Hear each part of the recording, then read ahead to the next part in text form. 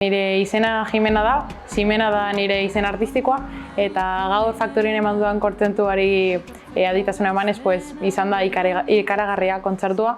Ze publikoak lagundu dit pila bat, ondo moldatu naiz, gainera oso gustora egon naiz, eta nire nahi nuen lekuan aurkitu naiz, orduan etxean bezala sentitu naiz. Duela gutxi hasi nintzen nire lehen abesti propioa idazten, eta gaur aprobetxatu dut aukera, nire lehen abesti propioa aurkezteko jendearen aurrean, eta plataformetan atera baino lehen hemen aurkeztu nahi nuen.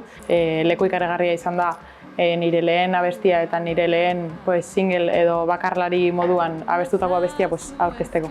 Hitz egiten du nire bizitzaren ibilbideaz. Hasi naiz txikitatik hitz egiten, zein nolako sentimenduak nituen.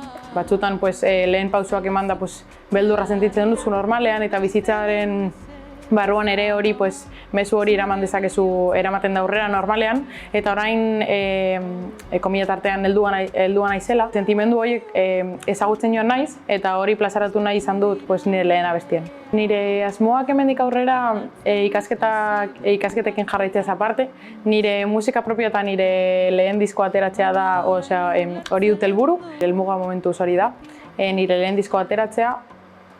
Abestiak idazten jarraituko naiz, hori dudarik gabe, eta bihotza betetzen nauen zeharo zer da.